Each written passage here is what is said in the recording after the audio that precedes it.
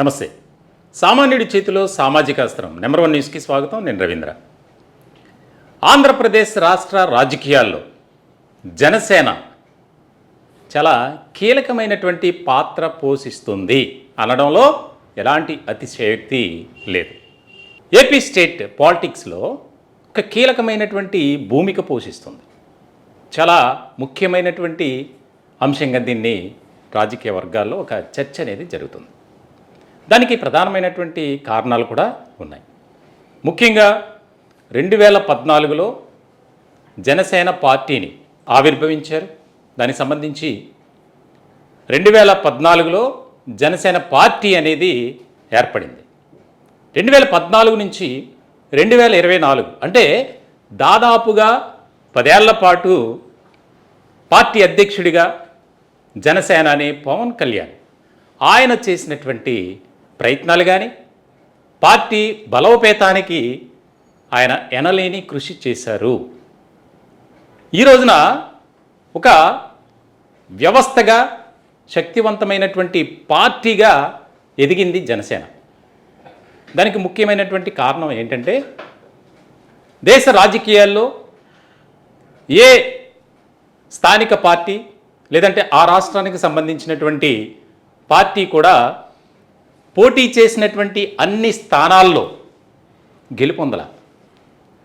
కేవలం ముఖ్యంగా మనం చూడాలంటే కనుక జనసేన పార్టీకే అది సొంతమైంది. ఆ రికార్డు క్రియేట్ చేసినటువంటి పార్టీగా జనసేన చరిత్ర పుటల్లోకి ఎక్కింది. మనం చూసాం రాష్ట్ర రాజకీయాల్లో జనసేన అనేది ఒక భాగమైంది, ఒక చిరస్మరణీయమైనటువంటి ముద్ర వేసుకుంది. అంతేకాదు చారిత్రాత్మకమైనటువంటి రికార్డు కూడా నెలకొల్పింది. ఇటువంటి క్రమంలో జనసేన పార్టీలో ఎన్నో అవరోధాలు, మరెన్నో అభ్యంతరాలు, ఎన్నో రకాలుగా చీత్కారాలు, అవమానాలు అయినా కూడా జనసేనాని పవన్ కళ్యాణ్ వెనుకడుగు మాత్రం వేయల. పార్టీ కోసం పార్టీ ఏదైతే సిద్ధాంతాలు పెట్టుకుందో, విధి విధానాలు రూపొందించుకుందో దానిలో భాగంగానే ముందుకెళ్ళినటువంటి పరిస్థితి. ఇటువంటి క్రమంలో 2019 అసెంబ్లీ ఎన్నికల్లో జనసేన దాదాపుగా 175 నియోజకవర్గాల్లో పోటీ చేసింది. అలాగే అధ్యక్షుడిగా గాజువాక, భీమవరం 2 అసెంబ్లీ స్థానాల్లో పవన్ కళ్యాణ్ పోటీ చేశారు. ఆ 2 స్థానాల్లో కూడా కాపు ఓటు బ్యాంక్ అనేది చాలా ఎక్కువగా ఉంది. అయినా సరే ఆయన విజయం సాధించలేదు. సరే, ఎవరైనా సరే ఒక పార్టీ అధ్యక్షుడిగా ఆయన అపజయం పొందారంటే తర్వాత కొంత గ్యాప్ అనేది రాజకీయాలకి ఇవ్వటం అనేది మనం సాధారణంగా చూస్తుంటాం. కానీ పవన్ కళ్యాణ్ అలా ఎప్పుడు కూడా నిర్ణయం తీసుకోలే. ప్రజల కోసం ప్రజలతో మమేకమవుతూ ఎన్నో కార్యక్రమాలు, నిరసన కార్యక్రమాలు, ఆందోళన కార్యక్రమాలు, ఎవరైతే పేదలు ఇబ్బందులు పడుతున్నారో ముఖ్యంగా మనం చూసాం విశాఖ ఏజెన్సీ కావచ్చు, ఇలా ఎన్నో సమస్యల మీద ఆయన అలుపెరగని పోరాటం చేసినటువంటి ఒక వ్యక్తిగా, శక్తిగా పవన్ కళ్యాణ్ నిలబడిపోయారు. ఇట్లాంటి క్రమంలో సరే ఆ 5 ఏళ్ల పాటు జరిగినటువంటి పరిస్థితులు అందరికీ తెలుసు. ముఖ్యంగా వైఎస్ఆర్సీపీ ఒక పాలనపై ఏ రకమైనటువంటి యుద్ధం చేశారో మనం చూసాం. ఏ ప్రతిపక్ష పార్టీ కూడా ఆ రకమైనటువంటి ఫైట్ అనేది చేయలే. కేవలం జనసేన మాత్రమే ఆ రికార్డు క్రియేట్ చేసింది. ఏ శాఖలో ఎంత అవినీతి జరుగుతుంది అని రికార్డుతో సహా, అంటే ఆధారాలతో సహా నాదెండ్ల మనోహర్ ప్రెస్ మీట్ పెట్టి, ఇదిగో విద్యాశాఖ విభాగంలో ఇంత జరిగింది, ఆరోగ్య శాఖలో ఇంత అవినీతి అక్రమాలు జరిగాయి, మా దగ్గర ఆధారాలు ఉన్నాయి, ఇవిగో చూడండి, దీనికి జగన్మోహన్ రెడ్డి గారు ముఖ్యమంత్రిగా సమాధానం చెప్పండి అని చెప్పి సవాల్ విసిరినటువంటి పరిస్థితి కూడా మనం గమనించాం. ఇక 2024 ఎన్నికలు ఎలా అయినా సరే అధికారంలోకి రావాలి. అప్పుడు కూడా తెలుగుదేశం పార్టీతో జనసేన జత కడుతుంది అని తెలిసిన వెంటనే జనసేనను, ముఖ్యంగా పార్టీ అధ్యక్షుడిగా పవన్ కళ్యాణ్ను ఎన్నో రకాలుగా ఇబ్బందులు పెట్టారు. డైరెక్ట్గా మాట్లాడినటువంటి సందర్భం ఉంది. లేఖల ద్వారా ఎన్నో రకాలుగా విమర్శలు, ఆరోపణలు, అమ్ముడిపోయారని ఇలా చేశారు. అయినా కూడా పవన్ కళ్యాణ్ ఎక్కడ కూడా ఆయన వెనుకడుగు వేయల, వెనక్కి తగ్గేదేలే అన్నట్లుగానే ఆయన ముందుకు వెళ్ళారు. ఇప్పుడు దేశ రాజకీయాల్లోనే పవన్ కళ్యాణ్ ఒక వ్యవస్థగా మారిపోయారు. దానికి కారణం 2024 ఎన్నికల్లో పోటీ చేసినటువంటి అసెంబ్లీ స్థానాలు గెలుచుకోవడం, అలాగే 2 ఎంపీ స్థానాలని గెలుచుకోవడం. ముఖ్యంగా కూటమి ప్రభుత్వంలో కీలకమైనటువంటి ఒక పార్టీగా ఎదిగింది, మారుతూ వస్తుంది. ఇటువంటి సందర్భంలో జాతీయ పార్టీలు ముఖ్యంగా ఎన్డీఏ కూటమిలో భాగస్థులు కాబట్టి ఎన్డీఏ కూటమి కూడా పవన్ కళ్యాణ్ సేవలను వినియోగించుకోవాలి. ఆ దిశగా మనం అతన్ని రాజకీయంగా వాడుకుంటే మనకి మైలేజ్ వస్తుంది అనేది భావించారంతా. దానిలో భాగమే మహారాష్ట్ర సార్వత్రిక ఎన్నికల్లో పవన్ కళ్యాణ్ చేసినటువంటి ప్రచార కార్యక్రమాలు కానీ, ఆయన మాట్లాడిన విధానం కానీ, వైఖరి కానీ, ఎలా అయితే ఆంధ్రప్రదేశ్లో పవన్ కళ్యాణ్ను ఆదరించారో, అభిమానించారో, స్వాగతించారో, మహారాష్ట్రలో కూడా అదే పరిస్థితి. ఇలాంటి సందర్భంలో చాలా ముఖ్యమైనటువంటి పరిణామంగా ఒక చర్చ జరుగుతుంది. తాజాగా జరిగినటువంటి అంశాన్ని మనం గమనిస్తే, పరిశీలిస్తే, కాకినాడ పోర్ట్లో ఆయన ఏ రకమైనటువంటి వ్యవహార శైలితో అడుగులు వేశారు, కోట్లాది రూపాయల రేషన్ మాఫియాను అడ్డుకట్ట వేయటానికి ఆయన చేసినటువంటి ప్రయత్నం, ఇలాంటి సందర్భంలో చాలా ముఖ్యమైనటువంటి అంశంగా ఒక చర్చ జరుగుతుంది. ఢిల్లీ పెద్దలను కలిసినటువంటి కొద్ది రోజుల్లోనే, అంటే కొంత సమయంలోనే ఆయన కాకినాడ పోర్టులో ఆకస్మిక తనిఖీలు, దానికి సంబంధించి కేంద్రానికి నివేదిక, తాజాగా రాష్ట్ర ముఖ్యమంత్రి నారా చంద్రబాబు నాయుడుతో సమావేశం, చాలా ముఖ్యమైనటువంటి అంశాలుగా కొన్నిటి మీద చర్చ జరిపారు.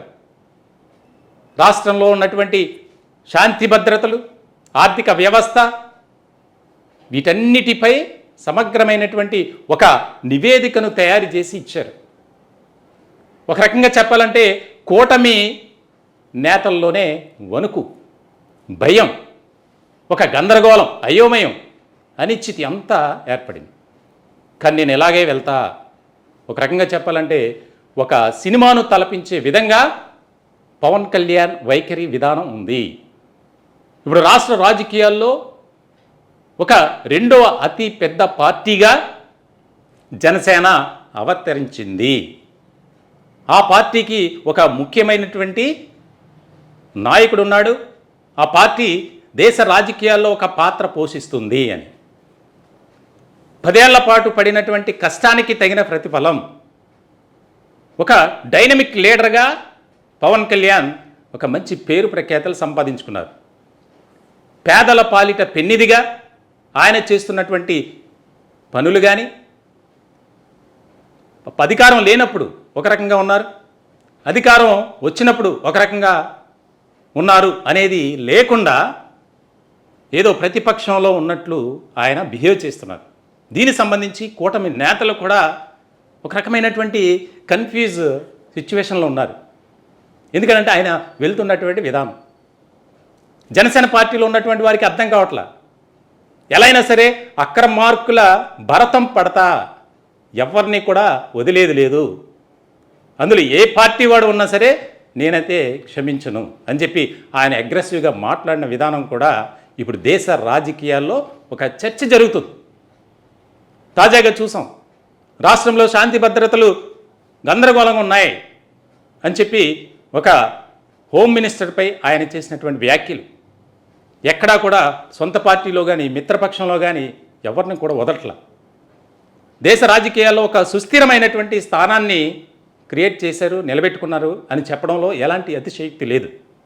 నెంబర్ 2 పార్టీగా రాష్ట్రంలో అయితే ఇప్పుడు ప్రస్తుతం ఉంది. వైఎస్ఆర్సీపీని బీట్అవుట్ చేస్తుంది. ఎక్కడా కూడా ఎవరు మాట్లాడినటువంటి పరిస్థితుల్లో ఆయన వ్యవహార శైలి ఉంది. ప్రజలే నా దేవుళ్ళు, ప్రజల సంక్షేమమే నా ధ్యేయం, ముందున్నటువంటి లక్ష్యం అని చెప్పి ఆయన వెళ్తున్నటువంటి విధానం బట్టి మనం అర్థం చేసుకోవచ్చు. సో ఇలాంటి సందర్భంలో దేశ రాజకీయాల్లోనే ఒక ముఖ్యమైనటువంటి వ్యక్తిగా, శక్తిగా పవన్ కళ్యాణ్ ఎదిగారు.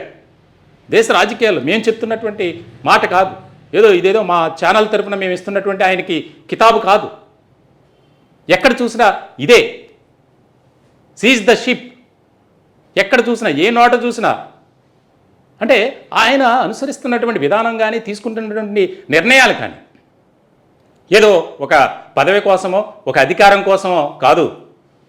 ప్రజల సంక్షేమం, వారికి ఏ విధమైనటువంటి పథకాలు అందుతున్నాయి, ఎక్కడా కూడా ఎవరిని మోసం చేయకూడదు, మన ప్రభుత్వం తరపున ఒక మంచి పరిపాలన అందించాలి, ఈ రకమైనటువంటి ఆలోచన విధానంతో ముందుకు వెళ్తున్నారు. మొత్తానికైతే ఒక కీలకమైనటువంటి శక్తిగా, వ్యక్తిగా పవన్ కళ్యాణ్ ఎదిగారు అనడంలో ఎలాంటి అతిశయోక్తి లేదు. ఒకటే చర్చ, ఎక్కడ చూసినా ఇదే డిస్కషన్. ఏంటి కూటమిలో త్వరలో ఏం జరగబోతుంది, పార్టీలో ముఖ్యంగా అదే చర్చ. రాష్ట్ర రాజకీయాల్లో నెంబర్ 2గా ఉన్నారు ముఖ్యమంత్రి నారా చంద్రబాబు నాయుడు. తర్వాత డిప్యూటీ సీఎం హోదాలో కీలకమైనటువంటి విభాగాలకు ఒక మంత్రిగా పవన్ కళ్యాణ్ వ్యవహరిస్తున్నారు. సో ఇలాంటి సందర్భంలో త్వరలో ఏం జరగబోతుంది, ఏ డిపార్ట్మెంట్పై ఆయన ఉక్కుపాదం మోపబోతున్నారు, ఒక డిప్యూటీ సీఎం హోదాలో ఆయనకు కేటాయించినటువంటి శాఖలే కాదు, అన్నిటి మీద నేను రివ్యూ చేస్తా, పరిశీలిస్తా, ఎక్కడ తప్పు జరిగినా ఎవరిని కూడా వదలను, ఉపేక్షించను. మంత్రివర్గంలో ఉన్నటువంటి మంత్రులు కూడా ఉరుకులు పరుగులు పెడుతున్నారు అనేది దేశ రాజకీయాల్లోనూ అలాగే రాష్ట్ర రాజకీయాల్లో ఒక చర్చ జరుగుతుంది. సో మొత్తానికి చూడాలి ఏం జరుగుతుంది, కూటమిలో ఎలాంటి సమీకరణాలు, ఎలాంటి మార్పులు చేర్పులు జరుగుతాయని ఆసక్తికరమైనటువంటి చర్చ అయితే ఇటు ప్రజల్లోనూ, ముఖ్యంగా అన్ని రాజకీయ పార్టీల్లోనూ, రాజకీయ వర్గాల్లోనూ ఒక రకమైనటువంటి చర్చ అనేది జరుగుతుంది. మా ఛానల్ని సబ్స్క్రైబ్ చేసుకోండి. మీ విలువైనటువంటి సూచనలు, సలహాలు కామెంట్ రూపంలో పెట్టండి. Thank you.